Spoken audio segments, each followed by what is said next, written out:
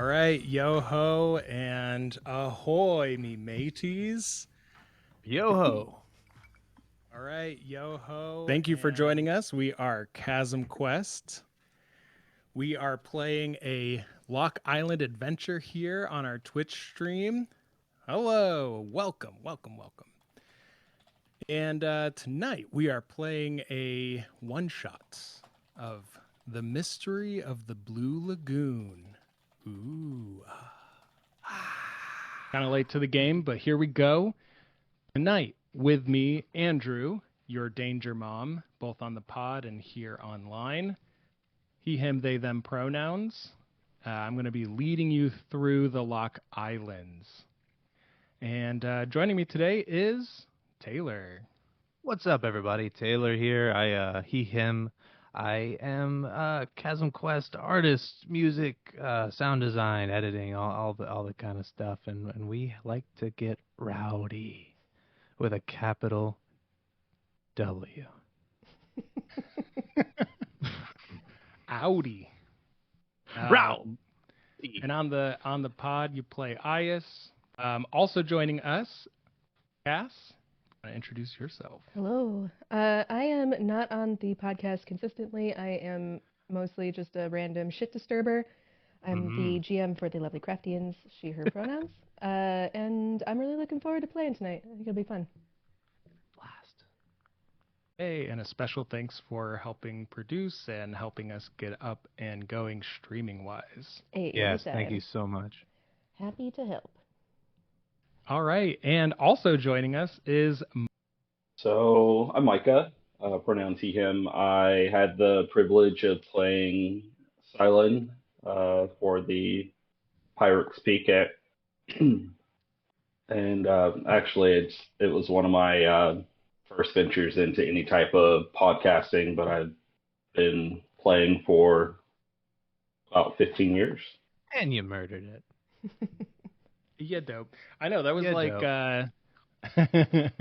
that was like Jenna and Micah's first time podcasting and Taylor's first time DMing. So Yeah, there was a lot of us who did not know what we were doing at that time, but that was a lot of fun. Exactly, that's what makes it fun. Well, dope. Now that we're all introduced, we'll get some housekeeping out of the way. Obviously, you can see all of our links and Twitter, Instagram @ down here. And if you follow those, you get access to some bonus content. If you're on Patreon, YouTube will hopefully, fingers crossed, be able to upload these live streams that we're doing and maybe some new stuff coming in the future. Mm-hmm. And at our website, you can find like wikis and maps and all sorts of fun stuff and links to listen to our podcast, everything we've got up at the moment. Very long list of NPCs. A very long list of NPCs. Too many cooks. This stream is also supported by Magic Mind shots, little energy shots. They use matcha and mushrooms to help boost your mental capacity and your awareness for the rest of your day. I've been taking them for a while, and they're awesome. And if you go to magicmind.co/ChasmQuest, you can use promo code STAYROWDY to get 20% off your purchase. So thanks to them for supporting us. It's basically like a magic potion. And make sure you stay rowdy. Matcha is a fantastic choice, too, because, like, I could dig some matcha. Most of the time. Had matcha today. Yeah, I take it with my morning coffee, which is great, and that I can still drink coffee and drink it, and helps me keep focused. When I get to work, I'm not, like, feeling like I want to fall asleep. And it's a shot, so you don't, like, have to pee that much afterwards. Not too much of a commitment. Yeah. So quick. All right, everyone. I think we're ready to get some real-life booty, but in-game. Right? Yeah, okay. That's right. So let's go to the Lock Islands, viewers, listeners, and all alike.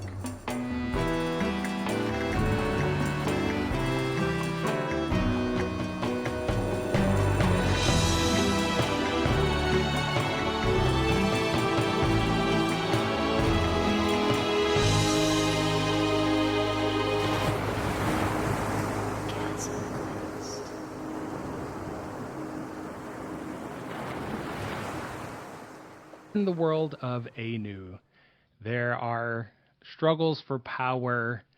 There are cities with monuments and glory. There are vast lands of wilderness. And in the middle of all of this lies a handful of islands. These are the Lock Islands, named for the infamous pirate Henry Locke, who she has been a general in a navy and captain of a ship, and soon, or more recently, brought together a whole band of ragtag pirates to make a settlement called Shantytown. Hidden away by the canyons and mountains of these mysterious islands is the shantiest of towns, named Shantytown, because as you look about, you see these buildings that have gone through battles and wilderness animal attacks, and even a few dinosaurs have maybe passed the threshold and the walls of this small settlement. But today, a few, hoping to keep it down to, they have a board up with 10 days since last dino attack. Currently it's at 5.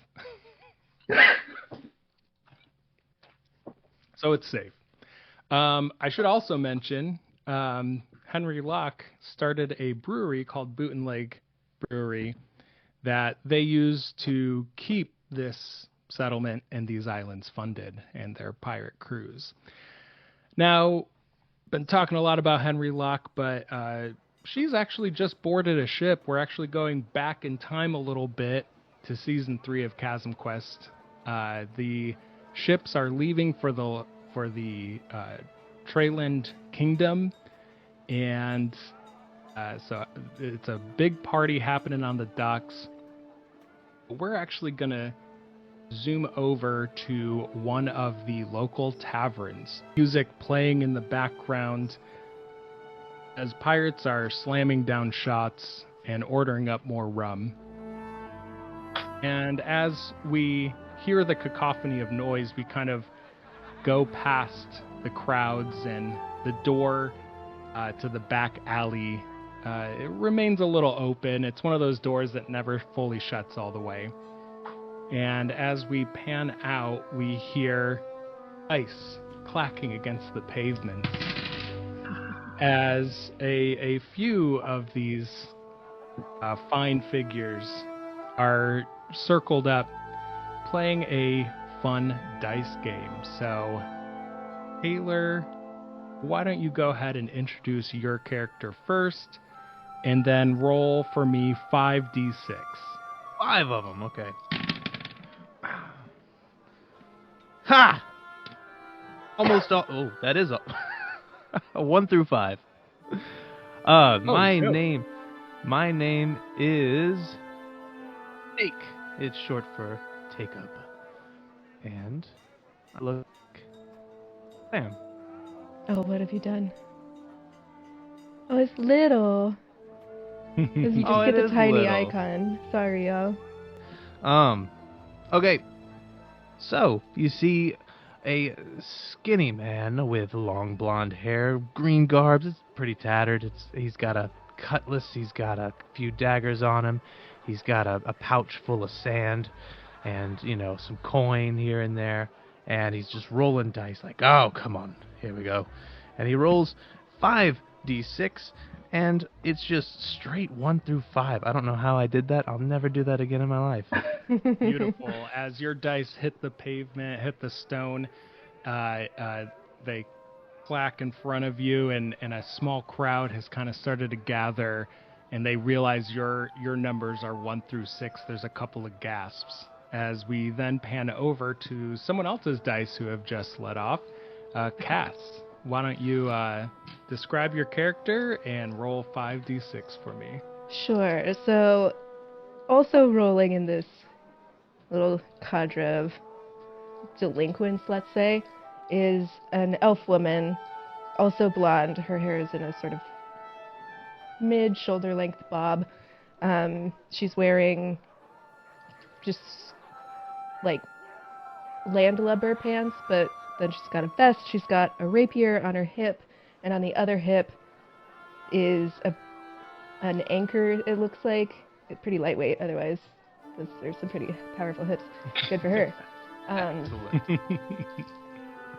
And she's shaking her dice for a dramatically long amount of time. The crowd is leaning in as the dice bobble. Her dice are far more consistent as they bound across the pavement. They have 3 2s, a 3, and a 5. 3 and a 5. Very good.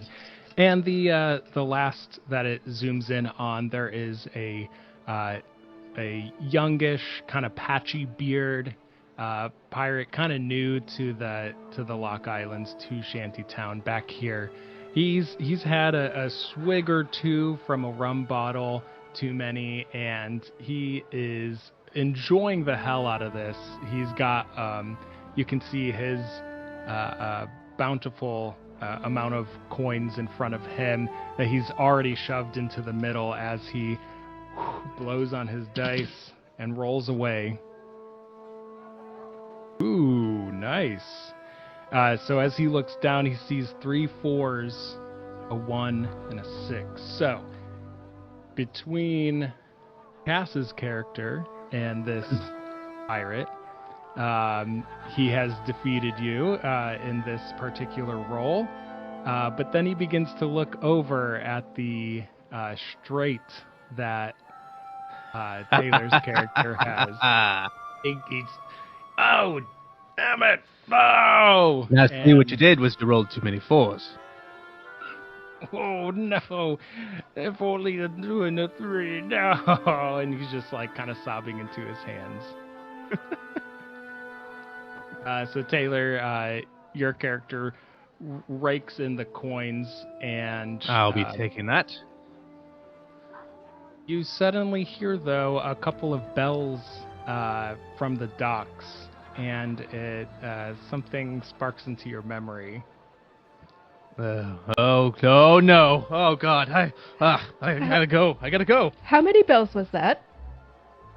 I think I heard 3. Oh, that's too many. How did we miss the other bells? I don't know. Oh, we were Time just to too go, busy time to taking go. his money. Scrambling everything. I'm like sifting like dirt into my bag. Wonderful. Yeah, you're bringing the dice in as well. You just pick up everything, a few food scraps as well, and corks that were just lying on the ground. You just shuffle everything into your bag, and we get a scene of Sigrid and Tacob just sprinting towards the docks. Away, you're bumping shoulders with different passers-by, a few people swaying with a bottle in their hands. Hey, watch where you're going. Sorry. And I saw you. Just get out of the way. As you sprint, you pass by the town center with a statue of Henry Locke.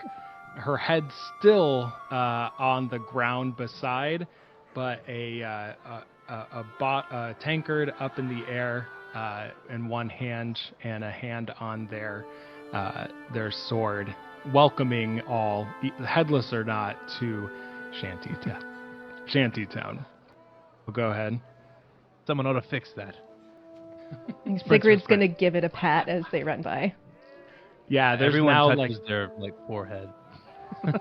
Yeah, there's definitely a spot for sure. You hear the bells continue, and you realize the ships that were boarded, the Sea Dog ship, Henry Locke's and Asher's Windward, and the Rowdy Boys ship, the Valorous, redubbed to the Valorous Scoundrel, exiting out, shipping off for Treyland, already halfway toward the canyons in the distance, disappearing through the path. as you all get to the docks. Damn it. Fuck. Why did we have to go for that other round? You know what? We in it for the gold. I mean, you did win. I'm not...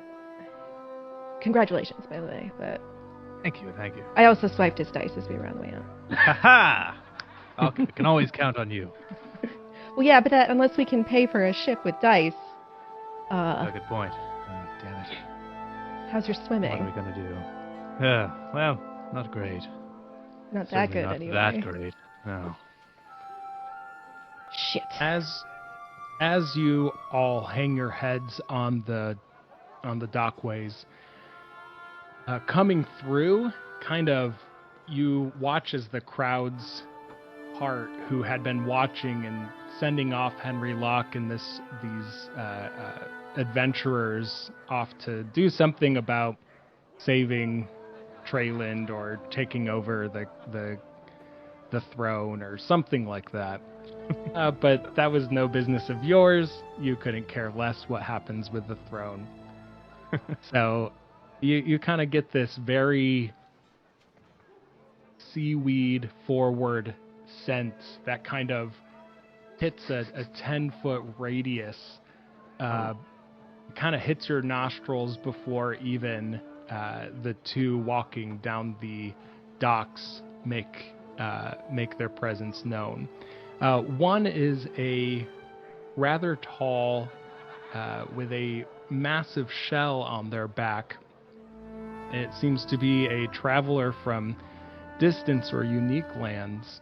I will describe the kind of, he's well built in his middle age.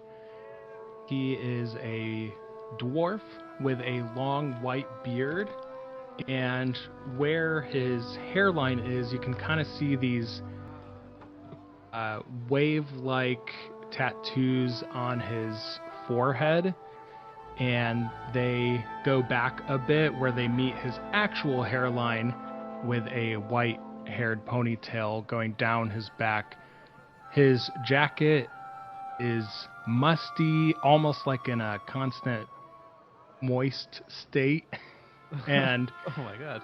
you can actually see barnacles kind of growing off of the elbow pads and the bottom trim of this dwarf's cloak. But before he introduces himself, Micah, why don't you describe your more shell-like? Walking next to them, you see a large, hairless tortoise creature with a turquoise-colored abdomen and shell and heavy beaded necklace around his neck. Actually, just piping a tune on a pan flute as he walks. Nice. Best instrument. Hands down. Not really paying any attention to the looks around him.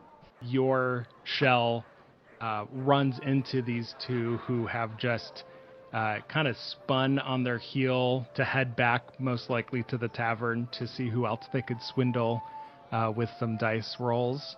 And your dwarven captain says, "Oh, look what we have here." There's a slight rattle of glass as I turn. What do you say, Bixi? These two look like they've got fast hands. Quite literally. And slow feet. It's not the feet that are the problem, it's the timekeeping that needs a little bit of work. It's the excitement of dice more. The attention Where are you headed? span. Mm-hmm. Oh, currently nowhere, but we were supposed to be on those ships to Yes, Treyland. friend, we are stranded. And I cannot tell you how upset that makes me. I hate this bloody island. It has. Are you just gotten- passengers, or are you useful on a ship? Well, we were passengers. Can Nah, be we're pretty useful for the right price. Ah, yes. All right, a couple of pirates who know exactly what they want. Bixi, I think we've stumbled upon two who would fit well on the old jellyfish. The old jellyfish. That's right. Just that small schooner down there. He points a little further, a couple of lots down, a small ship, kind of like a deep blue purplish color to the actual hull of the ship. Of course, aged and sea-worn. Hey, they But gotta there's say, this- the color is magnificent. Well, thank you. Yeah, What'd you we say your pride name was? ourselves. Name's Captain Harem. Harem. Aye. Nice name.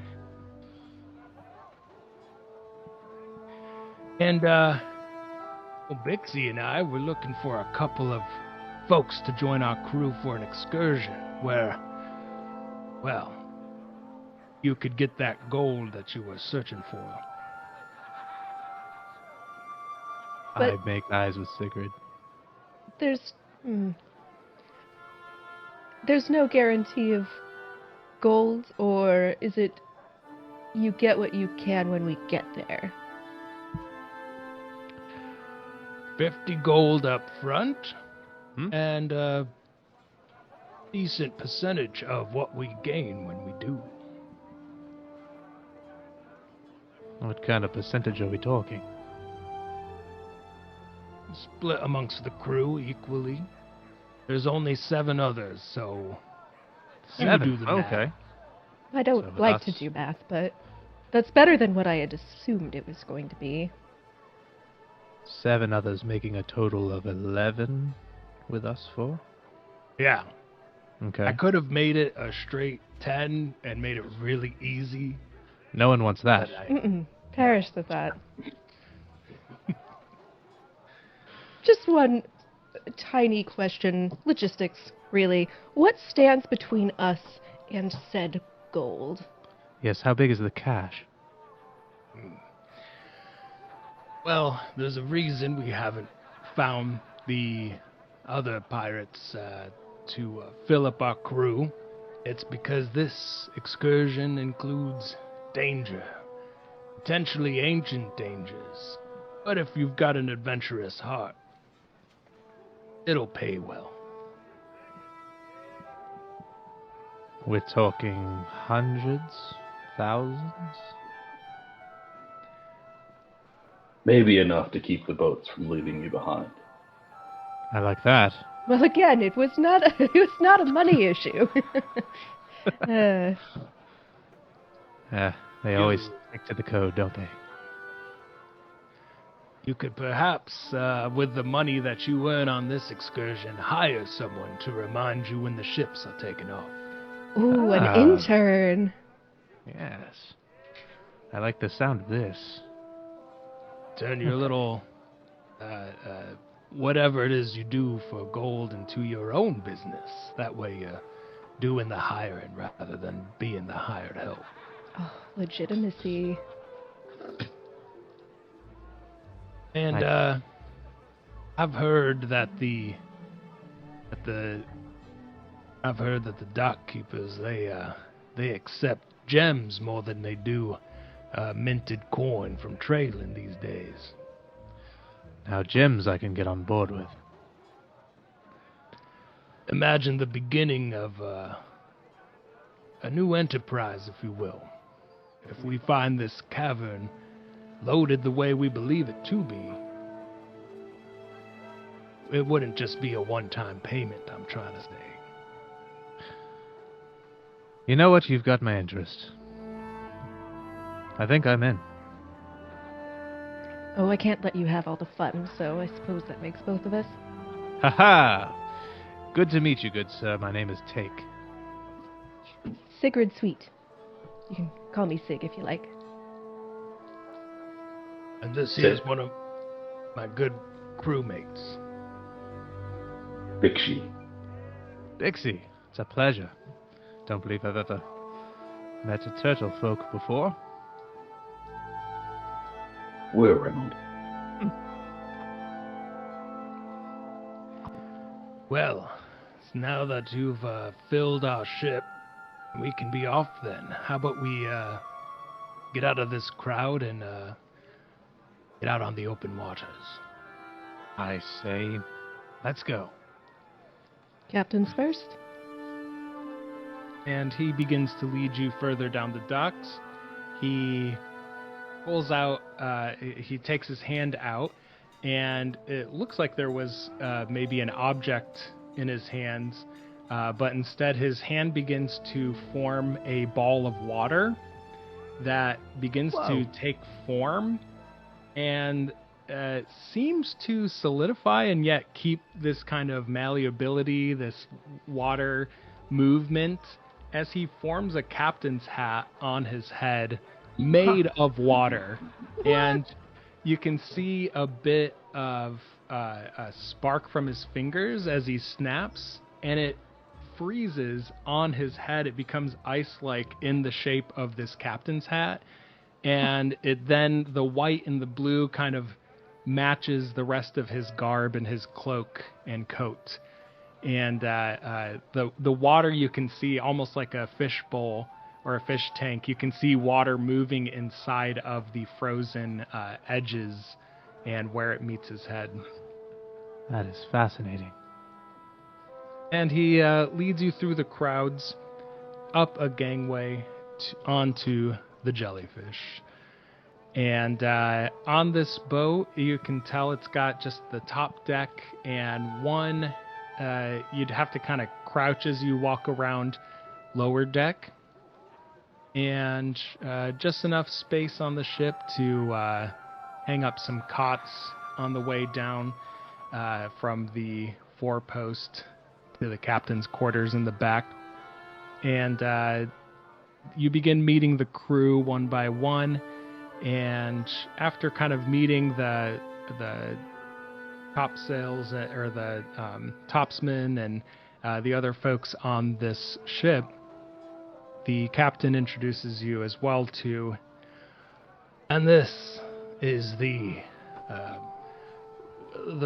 voice of the waters, streams from her and her instruments. This is Zalia. And you see what seems to be a bardic type woman. She has long black hair, darker tanned skin, and she wears more red flowing clothes. You can see bits of chainmail though over the more squishy parts of like your internal organs and such. So but it seems to be threaded through the red cloth, and she has a larger lute on her back, and she says, "Well, it is very nice to meet you. I'm happy to hear new faces are joining the crew for this next journey. What were your names?" Yes, the name is Take Whitney. Seems an apt pirate's name. Appreciate it. You probably are gonna be fine with everything in your pockets currently. Wouldn't worry about it. My name is Sigrid Sweete. You can call me Sig. Very nice to meet you. Sig, it is nice to meet you as well. I am excited for what we are to journey into, so if you have any questions about the lore or the background of this trip, I'm always up to tell a story. Well, why don't you give me a little inkling? Well, and she begins to kind of musically tell this story as you hear the ropes go and the sails drop and the gangway is brought back in. This ship is fast as it goes out in the lake that kind of forms within the center of the main island of the Luck Islands. And pretty soon you are sailing to the other end through the narrow canyonways, the captain at the wheel making expert turns as Zalea continues. Well, before the islands of the Lock Islands and the islands of the archipelago were formed, there was once solid ground here, all around. The sea yet formed between the different spots. During this time, other entities dwelled amongst the creatures. And during this time, the elements were at the forefront of any civilization or peoples. What they bounded around, what they grasped to, were the very pillars of what made the world what it was. The soil, the stone, the rock. And she's continuing to kind of pluck at some of the strings on her guitar. Where we go, where we venture, and what we hope to find is not just the treasure of material wealth. It is in fact a life-changing endeavor that sends us all into the past of Eanu and the world that we know today. What we search for, the entities that guard this treasure that has lain in wait for thousands of years. We hope to meet them and establish a connection. For money? And there's kind of like a, one string kind of hits an off harmonic, and she says, "Yes, of course, we're all going to get paid, but Okay, yeah, all right. what else drives the life of an adventurer other than the mystery, the unveiling of the next chapter, I don't know turning if I can of sell the last mystery. page?" What's that? You don't like mystery? Oh, no, I love it. I'm happy to be here. Yes. And how about you, Sig? Are you one who leaves destiny waiting in the stars? Not intentionally. I might be a little late, but we'll get there. Better late than never. But what brought you both to the Lock Islands? To the life of the free? Promises of gain and glory. And the ale. They make a lot of good ale on the Lock Islands. That is true. And like a bunch of other crewmen have already set up. They've already put in the taken out the cork and got the spigot, and I'll they have one a of whole those, barrel. And yeah, as you go out to the open chasm sea, many of you have a tankard in your hand, sitting and simply enjoying the wind as it sweeps over you. That fresh breath of salt air, and the sea's spray every now and again as you hit choppy waters. Mm.